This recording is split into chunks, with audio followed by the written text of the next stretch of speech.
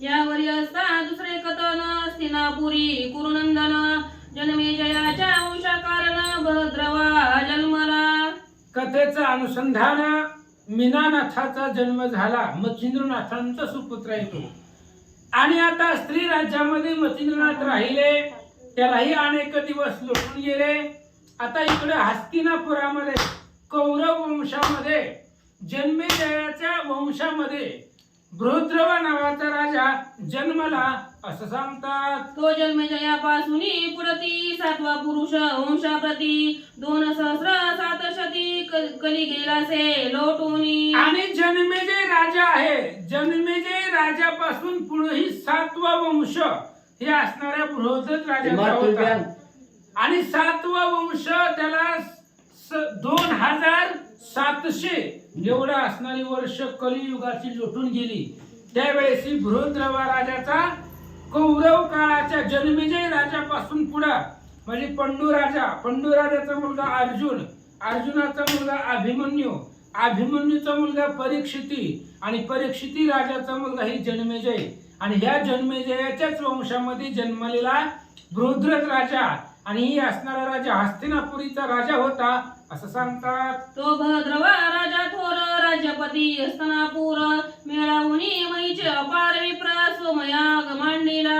आणि तो बृहद्रथ नावाचा राजा हस्तिनापुरामध्ये राज्य करत असताना पृथ्वीवरचे असणारे सगळे ब्राह्मण त्यानं बोलवले होते.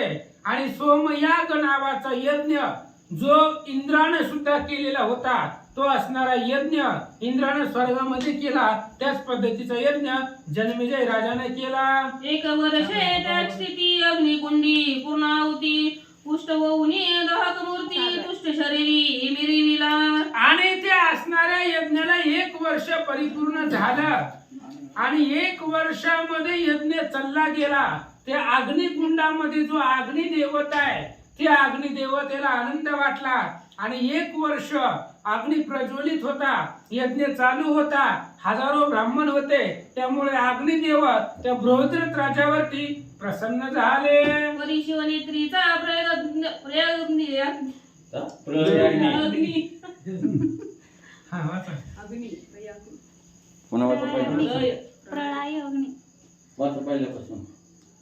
परिशिवनेत्रीचा प्रयग्नी तेने राहिले होते पंचवानी. परी तो गेला हो बक्षुनी त्रिमूर्धनी महाराज. आणि ही असणारा महादेवाचा 3रा डोळा जो असणारा अग्नी आहे, तो असणारा अग्नी प्रलय अग्नी, साधा सुद्धा अग्नी नाही, ती प्रलय काळ निर्माण करणारा तो प्रलय अग्नी. आणि प्रलय कधी होतो? महादेवानं 3रा डोळा उघडल्यानंतर ना प्रलय होतो.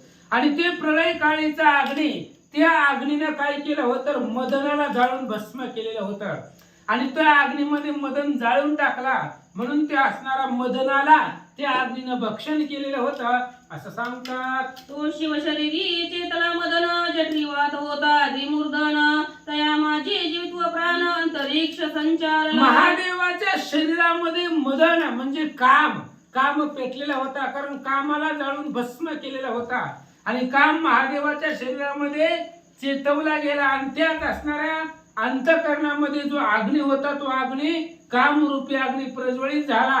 आणि त्याच असणाऱ्या अग्नीमध्ये 9 नारायणापैकी अंतरिक्ष नावाच्या नारायणानं त्याच्यामध्ये संचार केला. तो अंतरिक्ष महाराजा अग्निजठरा माझी विराजे. तो गर्भाती तेजपुंज यज्ञकुंडी सांडीला. आणि अंतरिक्ष महाराजाने अग्नीमध्ये प्रवेश केला.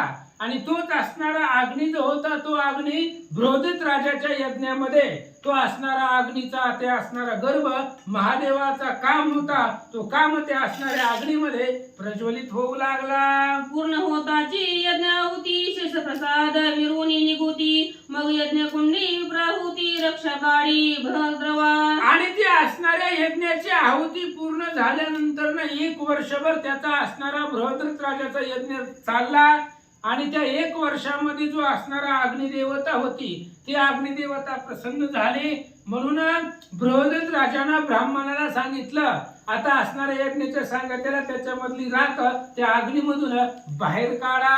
विप्राहाते सलिले बाळते जाते रक्षा संस्पर्शता लागे हाते. दृष्टीपाता बाळांते मंजुळवत रुदन करी. पुंडलिक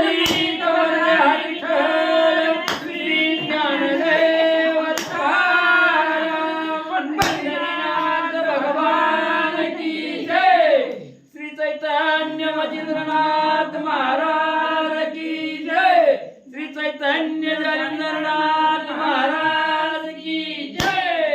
तुम्हाला कळलंच नाही काय झालं, असू द्या. काय कळलं नाही. काय झालं तेच कळलं नाही. वाचा. रडायला लागलं म्हणल्यावर जन्मले रडतं. ते सगळं हे झालं तरी तुम्हाला नारळ फुटवणार. मी ह्याला ज्यात आजही नाही नासर सगळ्या अंगावर उडल म्हणून वाचा, वाचा. तेच परत. नाच नारळ वाटायला लागलं काय म्हणून मोठ्या नारळी नाही. तव तो पुरोहित ज्ञानी बीज रायासी म्हणे हे महाराज यज्ञ कुंडी तेजपुंज बाळ प्रसाद मिरविले.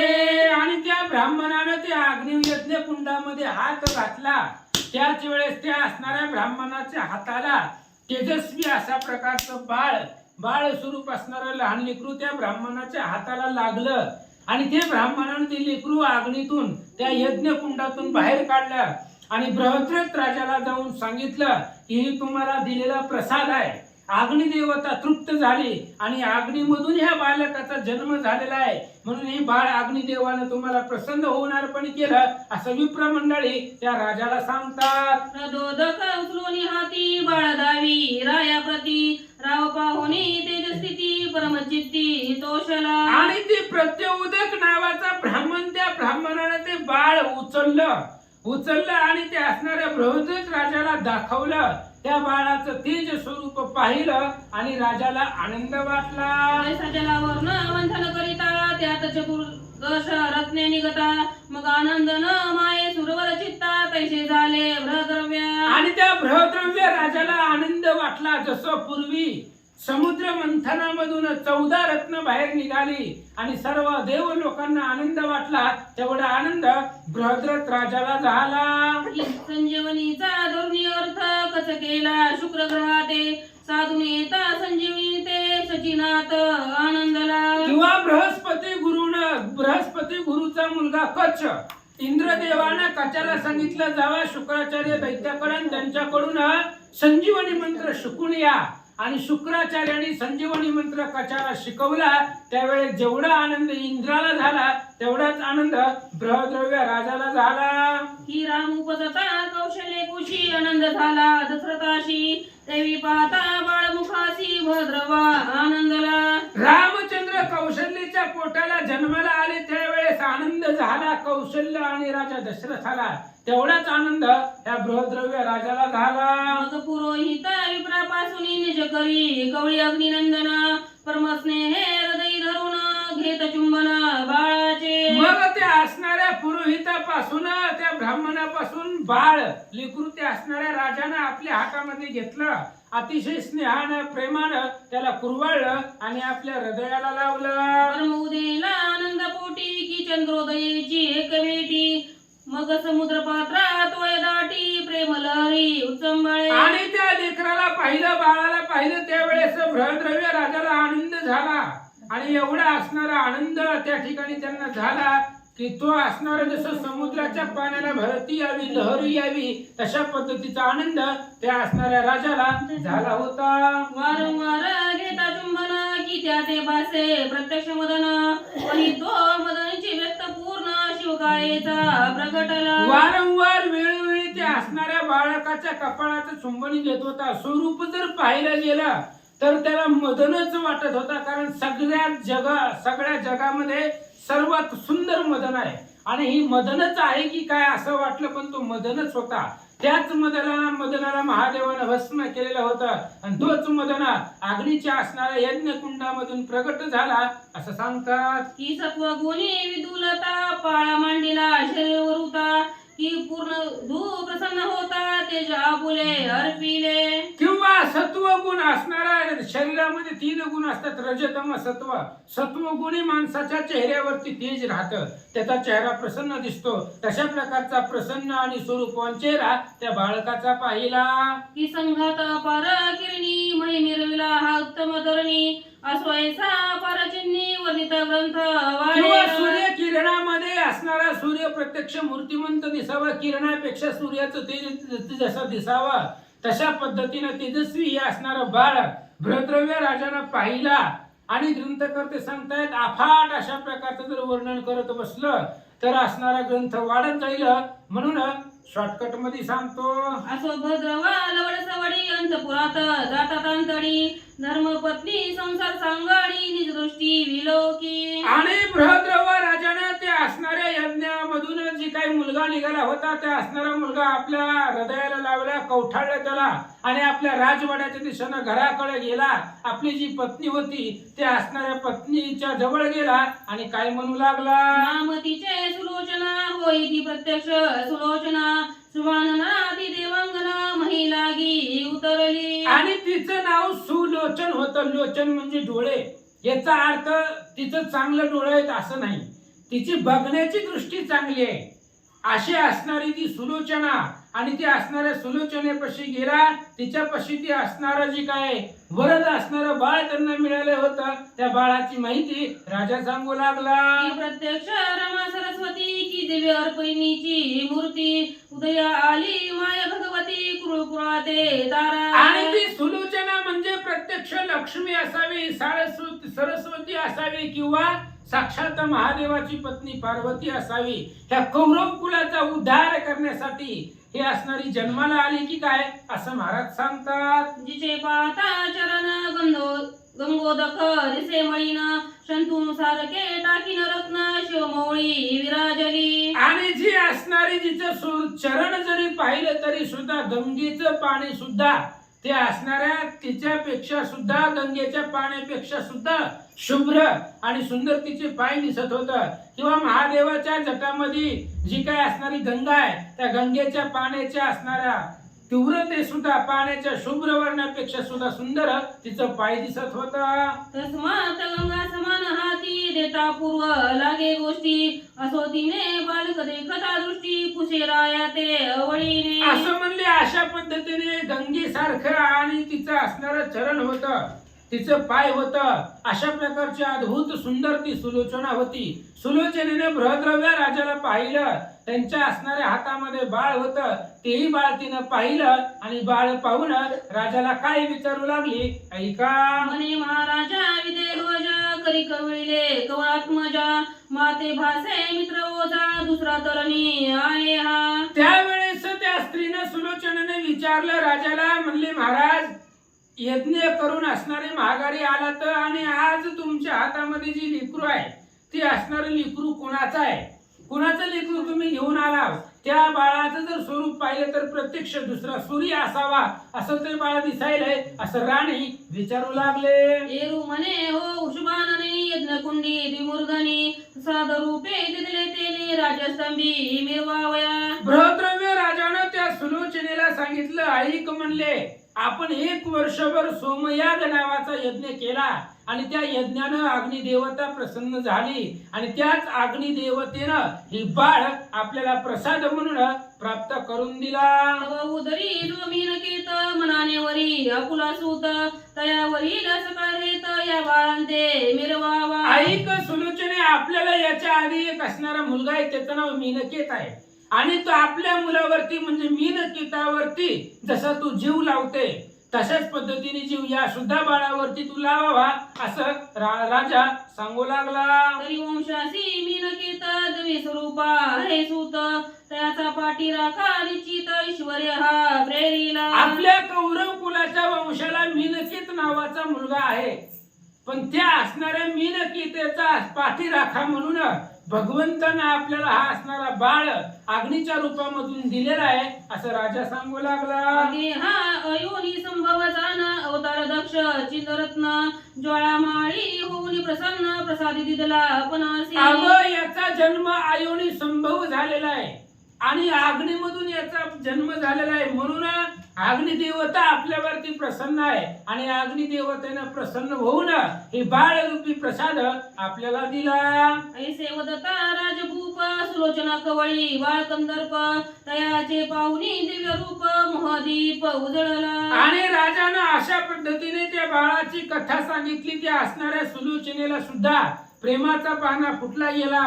बाळ घेतलं तिनं आपल्या असणाऱ्या हृदयाला त्या बाळाला मिठी मारले. बाळ हृदयी कळून धरिता पयोधरी लोटली पयसरिता बाळ मुखी स्तन लागिता कोयपान स्वीकारी. आणि लगेच बाळ हृदयाला कवळलं गेलं आणि असणारं स्तन त्या बाळाच्या मुखामध्ये घातलं आणि अमृत रूपी दूध स्वतःच त्या असणाऱ्या बाळाला पाजलं गेलं. मग उत्तम करी बाळ रीती स्नान मार्जनादी सारीती या परी द्वादश दिनाप्रती परम सोहळा मांडलेला. मग अशा पद्धतीने उत्तम अशा प्रकारचा दिवस त्या ठिकाणी असणारा त्या बाळाचं असणारं पालन करत होती. मग त्या बाळाला आंघोळ घालायची, मांडे त्या असणाऱ्या पायावरती पालतं उताने करायचं, त्याला आंघोळ घालायची. अशा प्रकारचं संगोपन त्या असणाऱ्या लेकराचं ती सुलोचना राणी करू लागले. मेळावूनी सुवासिनी पाळण घातला योग प्रज्ञी जालिंदर हे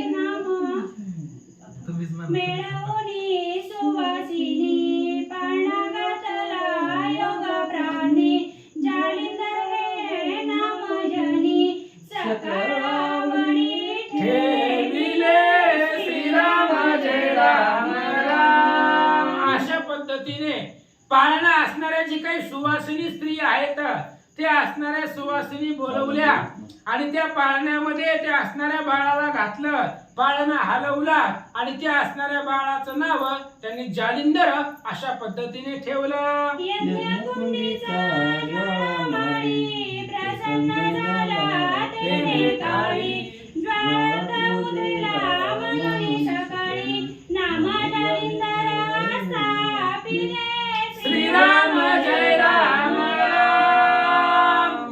मग त्या बाळाचं नाव जालिंदरच का ठेवलं तर असणाऱ्या अग्नीमधून निर्माण झालेला मुलगा यज्ञ कुंडामधून भेटलं ते बाळ होतं, प्रत्यक्ष अग्नीमधून प्रगट झालं म्हणून त्या असणाऱ्या बाळाचं नाव बृहद्रव्य राजानं आणि सुलोचना राणीनं जालिंदर अशा प्रकारचं नाव त्याचं अतिशय आवडीनं प्रेमानं ठेवलं. वाचायला पुढे श्री गणेशाय नमः, श्री सरस्वती नमः, श्री सीतारामचंद्राभ्ये नमः, श्री गुराभ्ये नमः. ऐसा करून या गजर ग्रामात वाटी गोड सकरा अपातन याचे कानरा लपितार्थ वाटिले. असं म्हणले. अशा पद्धतीने गजर केला. 2-4 दिवस ती असणारे त्या बाळाचं बारस केलं, त्याचं असणारं नामकरण ठेवलं गेलं आणि मग गावामध्ये गोड साखर गोडच असते पण आता लय महाग झाली आणि गोड गोड अशा प्रकारची साखर राजानं त्या असणाऱ्या नगरीमध्ये गावामध्ये वाटू लागला. आयशा गजरे पुण्य राहती झाली भवत दिवसा लोटी मास संवत्सर पंचवटी षट सप्तम लोटले. अशा पद्धतीने मग ते असणारं बाळ त्या असणाऱ्या राजघरामध्ये वाढू लागलं आणि वाढत असताना 6 महिन्याचा कालावधी त्या ठिकाणी असणाऱ्या त्या बाळाला झाला. या परी तो प्रदर्वाला परपाळीला ललना पुढे योजनी मौजी वंदना यज्ञ पवित्र आराधी. यानंतर बृहद्रव्य राजानं अनेक स्त्रियांबरोबर पुन्हा त्या वेळेस त्यांनी लग्न केलं आणि ती असणारी जे काही मुलगा आहे जालिंदर हळूहळू मोठा होऊ लागला. मग ब्राह्मणाच्या हातून मौजी वंदन केलं. यज्ञ पवित्र म्हणजे जानवं त्याच्या गळ्यामध्ये घातलं या गेलं. उपारी कोणी एक दिवसी राव विचार करी मानसी ग्रस्ताश्रमे झाली नराशी लग्न विधी उरकावय. मग जालिंदर हळूहळू लहानाचे मोठे होऊ लागले. आता ते राजकुमार म्हणून वाढू लागले हस्तिनापुरामध्ये. मग बृहद्रव्य राजाने विचार केला आता हे जालिंदर हळूहळू मोठा होऊ लागलेला आहे म्हणून याचं लग्न वगैरे करावं असं इच्छा राजाच्या मनात निर्माण झाली. म्हणून या पुरोहित मंत्री सगळे देऊनी त्याचे उत्तम कुमारी शोधार्थ महिवरी प्रेरिला.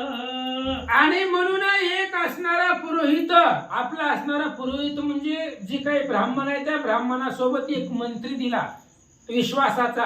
मंत्री आणि पुरोहित दोघांना सांगितलं जावा देशोदेशामध्ये हिंडा आणि ह्या जालिंदरासाठी सुंदर अशा प्रकारची मुलगी शोधा किंवा शोध घ्या असं मंत्री आणि पुरोहिताला सांगितलं आणि गुणवंत रूपवंत सुलक्षणी कुमारी पाहत मंत्री आणि पुरोहित देशावरी हिंडती ते. आणि बृहद्रव्य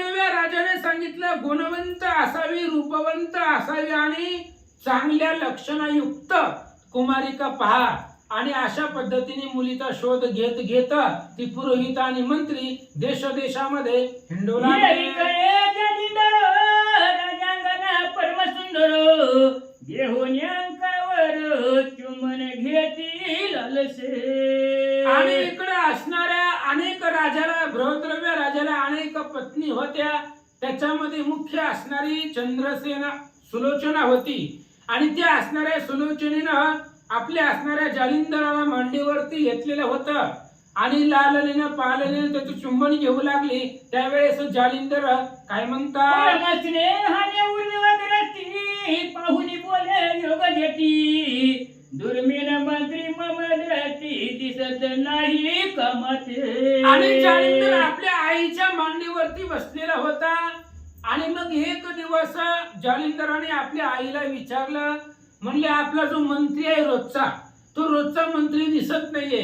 आजकाल 2-4 दिवस झालं तो मंत्री दिसत नाही. मग तो मंत्री कुठं गेला, कशासाठी गेला मला सांगा, असं आईला जालिंदर विचारतात. तुझ स्त्री करावया जनके पुरोहितानी मंत्री देखे पटविले आहेत. त्याच वेळेस आईने सांगितलं की बाबा तुझं आता लग्न करायचंय आणि तुला मुलगी शोधण्यासाठी पुरोहित आणि आपला जो मंत्री आहे त्या असणाऱ्या मंत्र्याला आणि पुरोहिताला राजानं म्हणजे तुझ्या वडिलांना तुला मुलगी पाहण्यासाठी देशोदेशाला पाठवलं. स्त्री काय माता म्हणे बायकोशी म्हणावे येळ म्हणे माझ्या लावावे बायका कशा जननी हो. आणि मग जालिंदर लहान होते. जालिंदराने विचारलं, आईने सांगितलं की तुला स्त्री करायची म्हणून ते असणारी मंत्री आणि पुरोहित गेलेले. त्यावेळेस जालिंदराने विचारलं स्त्री म्हणजे काय. त्याच्या आईने सांगितलं बायकोला स्त्री म्हणतात.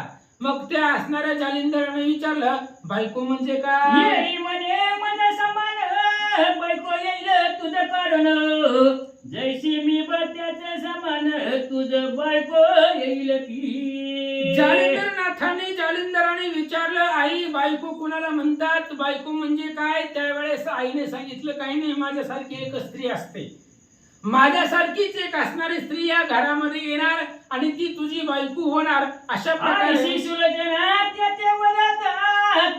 रक्षुनी आपल्या चित्ता बाळात येवने खेळता खेळता बाळा लागी पुसत शे. आणि सुलोचनेने म्हणजे त्याच्या आईने सांगितलं बाबा माझ्यासारखीच एक स्त्री असते आणि ती तुझी पत्नी होणार, त्याला बायको म्हणतात. आणि मग जालिंदर आपल्या लेकरामध्ये जी काही राजवाड्यामध्ये येणारी लेकरे होती मंत्र्याची पुरोहिताची प्रधानाची त्या लेकरांबरोबर खेळायला जालिंदर बाहेर गेले. म्हणे गडे हो ऐका येको ममतात माता करीती बायको तीस कशासाठी आयत कौतुकू करीता बायको ते सांगा. मग आता जालिंदर लेकरांमध्ये खेळायला गेल्यानंतर ना मग लेकरांमध्ये चर्चेचा विषय सुरू झाला. त्यावेळेस जालिंदराने सांगितलं बाबांनो मित्रमंडळीनो ऐका, माझे असणारे आई वडील माझ्यासाठी बायको शोधायला मंत्र्याला पाठवलंय. मग बायको कशाला लागते किंवा कशासाठी बायको करावी लागते सांगा. बोलती विचक्षण बहुचनपणी बोलती हसून जालिंदर बुद्धीन बायको ही कळेना. आणि जालिंदर ज्या मुलांसोबत होता ती असणारी मुलं वयानं आणि ज्ञानानं थोडी मोठी होती. आणि त्या असं जालिंदराने विचारलं त्यावेळेस ती मुलं उपहासानं किंवा जालिंदराची चेष्टा करावी म्हणून बोलू लागले.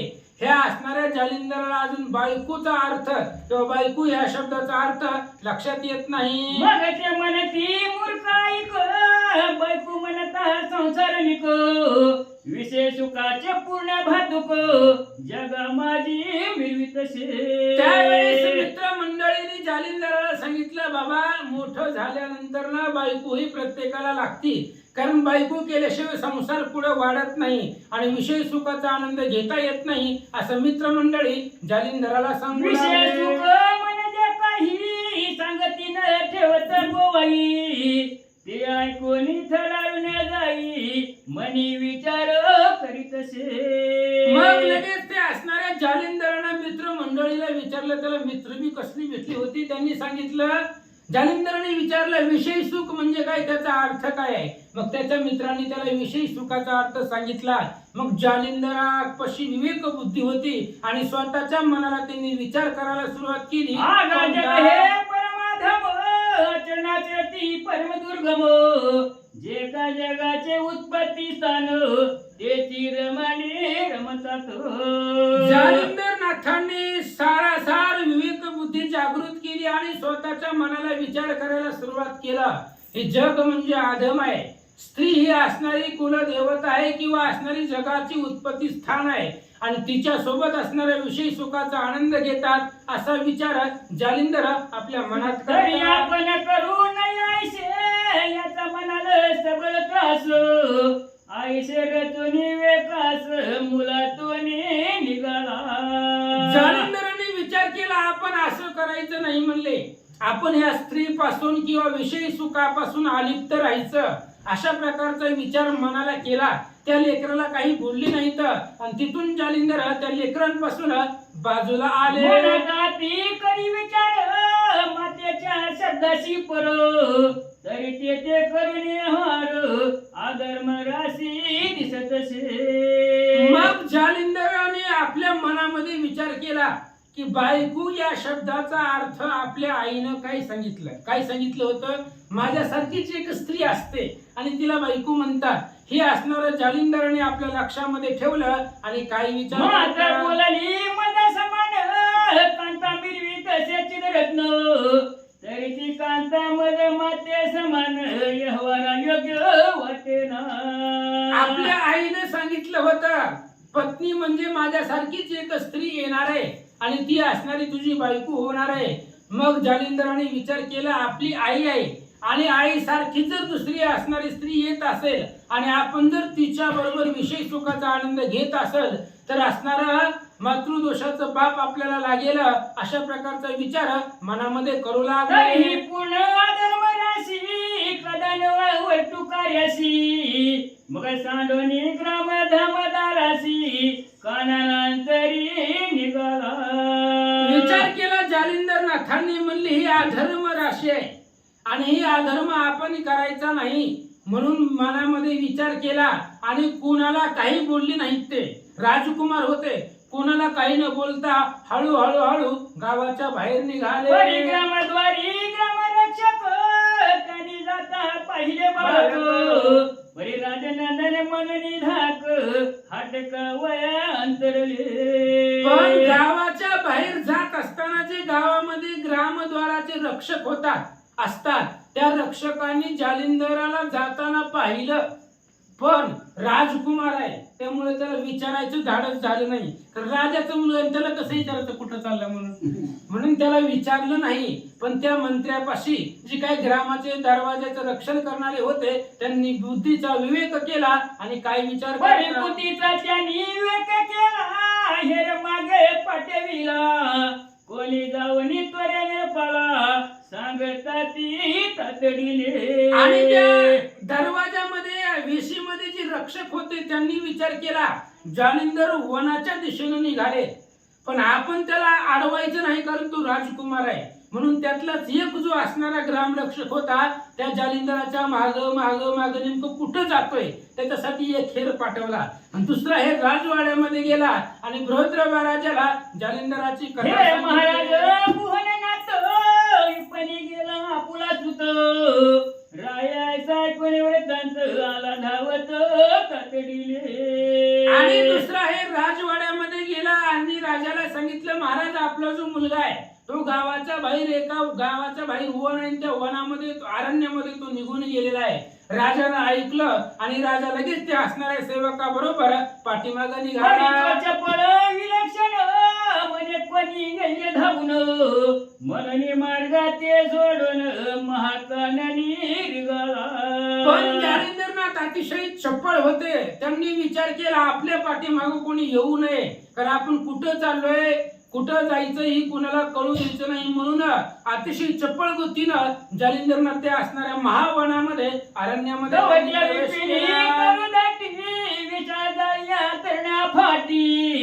त्यात संचरता हेऱ्या चुकर झाले पाहता हो. आणि झाडे असतील अशा झाडीमध्ये त्यांनी प्रवेश केला. पाठीमागं जो हेर आलेला होता ते असणाऱ्या हेराच्या लक्षातच आलं नाही नेमकं कोणत्या दिशेला गेले, कारण दाट झाडी होती आणि त्या झाडीमध्ये आतमध्ये गेले, त्यामुळं कुठे गेले हे त्या सेवकाच्या लक्षात आलं नाही. वरी तो योगेंद्र चपळ बहुत जाता जाता एक पर्वत त्याची दरी धरणे सूत उत्तर दिसे लागला. आणि तो असणारा योगेंद्र म्हणजे जालिंदरनाथ अतिशय चपळ होते. ते असणाऱ्या वनामध्ये गेले. त्या वनाच्या एका पर्वताच्या दरीच्या आधारानं उत्तर दिशेचा मार्ग धरला आणि त्या मार्गाकडे निघाले. एकीकडे नृपनाथ कानडी निघाला शोध करीत, परी शोध लागला दूत स्थानापर्यंत, पुढे शोध लागला.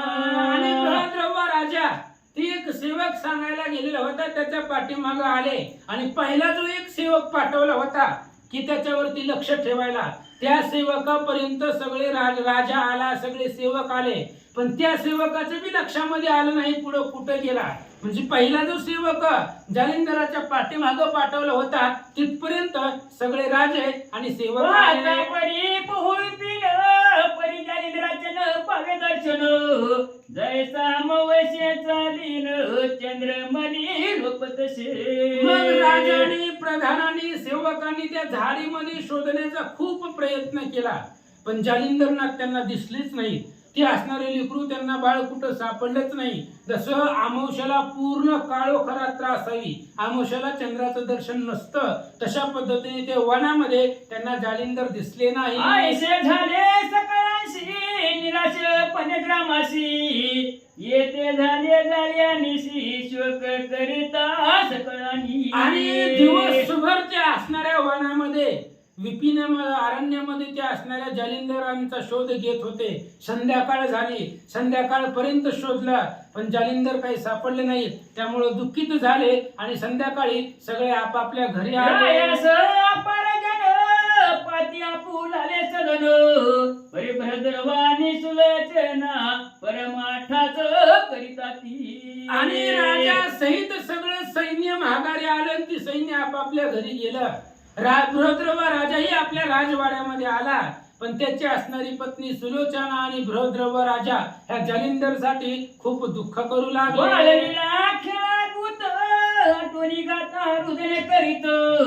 राव मनिहानुचित प्रसाद हातीचा गेला. मग असणाऱ्या त्या जालिंदराच्या लहानपणीच्या ज्या काय असणाऱ्या बालक्रीडा आहेत, त्या बालक्रीडा लहानपणीचं गुण आठवून राजा आणि राणी रडू लागले. मनामध्ये विचार करू लागले, अग्नीनं दिलेला प्रसाद होता तोही हाताचा निघून गेला. माते अग्नी झाला प्रसन्न, हा माझे कर्म घन, हातीचे गेले चिररत्न काय करू पवा. आणि राजा विचार करू लागला, माझ्यावरती अग्निदेवता प्रसन्न झाल्या आणि त्या असणाऱ्या अग्नीनं प्रसन्न होऊन कृपा करून कसा तरी हे बाळ मला प्रसाद म्हणून दिलेला होता, पण म्हणले असू दे, ते बाळ सुद्धा आपल्या हातामधून निघून गेलं, म्हणून राजा दुःख करू लागला. बालक माझे अर्क समान, तेज रूप वाटे मदन, माता मने खेळ उत्तम काय वर्णो तयाचा. आणि राजा दुःख करू लागला, रडू लागला. तो बाळ म्हणजे प्रत्यक्ष अग्नी असावा, प्रत्यक्ष सूर्य असावा, अशा प्रकारचं माझं बाळ होतं.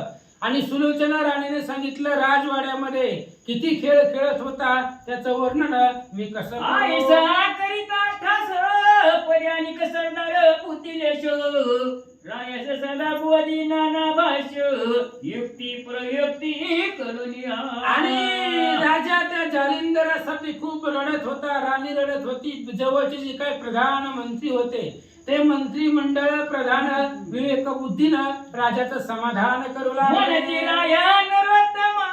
जालिंदर अग्निशंभो तरी हा सेविता महाकानन त्याशी मरण शेषी. आणि प्रधानाने सांगितलं, मंत्रिमंडळाने सांगितलं, राजे साहेब, जालिंदर म्हणजे अग्नीमधून मूर्तिमंत निघालेला तो मुलगा आहे, अग्नीचा मुलगा आहे, त्यामुळे कुठं जरी गेला आपल्या दृष्टी पुढे तू वनात गेलेला आहे आणि वनामध्ये जरी गेला तरी त्याला मरणाची भीती नाही, कारण तो प्रत्यक्ष अग्नी आहे, त्यामुळे मरणाची भीती त्याला नाही, असं सेवक समाधानासाठी बोलू लागले. मही समुद्र ओलांकित शोध करू आम्ही निश्चित, परी केव्हा जरी तुम जासूत तुम्हा भेटेल महाराजा. मंत्रिमंडळाने सांगितलं, महाराज आम्ही संपूर्ण पृथ्वीचा शोध घेऊ, कुठं ना कुठं तुमचा मुलगा सापडेल आणि सापडल्यानंतर ना तुमचा मुलगा तुम्हाला एक ना एक दिवस भेटेल असं तरी मी मंत्रिमंडळाने. संशय करून ध्येयागडी ठेवा म्हण, आयुष्या युक्ती करून रायसी शांत करीता ती. म्हणून महाराज कुठल्याही प्रकारचा संशय मनामध्ये घेऊ नका, धैर्य ठेवा, एक ना एक दिवस तुमचा मुलगा सापडेल अशा प्रकारचं समाधान करू लागले. येरीकडे जालिंदर पर्वत जरी हाती गुहार, संचला परी महिवर काळकी रात्र दाटली. आणि इकडे जालिंदर त्या पर्वताच्या दरीच्या मार्गाने उत्तर दिशेला निघालेले होते, ते असणाऱ्या वनामध्ये होते आणि रात्र झाली, काळोखाची रात्रीचा अंधार त्या ठिकाणी पडला. माझी झाली प्रीत इतनी वनवा लागला बहुत, पुढे ते काननाग्नी जाळीत तयापाशी पातला. आणि त्या वनामध्ये अंधार झालेला होता, त्यामुळे जालिंदर त्याच वनामध्ये झोपी गेले, रात्रही झालेली होती, म्हणून त्या अंधारामध्ये वनामध्ये तिथं जालिंदर झोपले आणि त्याच वनाला वनवा लागला, अग्नी लागला आणि ती वन जाळीत जाळीत अग्नी जालिंदराच्या जवळ आला. त्या दरीत जालिंदर निद्रा व्यापिला त्रणा पारो, तो जवळी आला वैश्वानर रण बचावया करणे. त्या पर्वताच्या दरीमध्ये जालिंदर असणारे झोपलेले होते आणि जालिंदराच्या कडेला सगळं गवत होतं आणि ते असणारं गवत जाळीत जाळीत अग्नी त्या जालिंदराच्या जवळ येऊन थांबला. देखील विस्मय करी आपुले पोटी, हे बाळ मम उदर देती उदय पावले होते ती. मग अग्नी त्या जालिंदराच्या जवळ आला आणि अग्नीनं ते बाळ पाहिल्याबरोबर अग्निदेवाच्या लक्षात आलं की आपलाच मुलगा आहे, माझ्याच उदरामधून जन्म झालेला आहे, असं विचार अग्निदेवता करतात. उत्तम ठाव पाहुन येते सांडिले होते म्या गर्भाते, येते यावया कारणायाते कापडले न कळे हो. आणि त्या अग्नीने विचार केला होता की मीच असणारा गर्भ त्या अग्नीमध्ये त्या बृहद्रव्याच्या यज्ञामध्ये असणारा टाकलेला होता आणि ही माझाच असणारा मुलगा आहे, म्हणजे अग्नीमधून निर्माण झालेला आहे. पण हे असणारा मी तर बृहद्रव्याच्या राजामध्ये त्याचा असणारा जन्म तिथं झालेला होता, मग या वनामध्ये येण्याचं काय कारण असावं असा विचार अग्नी करू लागला. शांत होवनी मूर्तिमंत बळत्वर केला जागृत, आणखी घेवनी पुसे जाते कारण काय येते यावया. मग अग्नी शांत झाला आणि मूर्तिमंत रूप अग्नीनं धारण केलं. ते असणारा जालिंदर झोपलेले होते, त्यांना जाग केलं आणि इथं येण्याचं काय कारण आहे, कशासाठी आला विचारू लागले. पाहुणी तयादर म्हणे कोण तुम्ही सांगाच त्वर, येर म्हणे मी वैश्वानर जनकी जनक तुझा मी. आणि जालिंदर जागृत झाले. जागृत झाल्याबरोबर मूर्तिमंत माणूस त्या ठिकाणी पाहिला. त्यावेळेस जालिंदराने विचारलं, तुम्ही कोण आहे? त्यावेळेस अग्निदेवताने सांगितलं, तुझी आई आणि वडील दोन्ही मीच आहे असं अग्निदेव सांगितलं. म्हणे जननी जनक कैसे होतील हरयक, मग तो मुळी होणी कथा पोक तया लागी सांगत असे. अग्नीने जालिंदराला सांगितलं, तुझं आई सुद्धा मीच आहे आणि वडील सुद्धा मीच आहे. त्यावेळेस जालिंदराने सांगितलं, पहिले एक आई वडील आहेत म्हणजे तिकडे हस्तिनापुरामध्ये. मग प्रत्येकाला दोन दोन आई वडील कसे असतात, त्यावेळेस त्याच्या जन्माची कथा सगळी अग्निदेवता त्या जालिंदराला सांगू लागली. वैश्वानर पुढे पुढे ती लिहिता पर, ती कथा पुढे दोंडी कुमार मालो नरीचा सांगितली. मग जालिंदराने विचारलं अग्निदेवताला, म्हणले माझे आई वडील एक हस्तिनापुरामध्ये आहेत आणि तुम्हीही मला माझे आई वडील म्हणतात, मग कसं असं विचारल्यानंतर ना अग्निदेवता आणि जालिंदरनाथ यांच्यामध्ये जो काही संवाद होईल तो संवाद नरहरी वंशामधली धोंडीची कुमार सांगतात ऐका. स्वस्ती श्री भक्ती कथा सार समंग रसिकावे श्री कृष्ण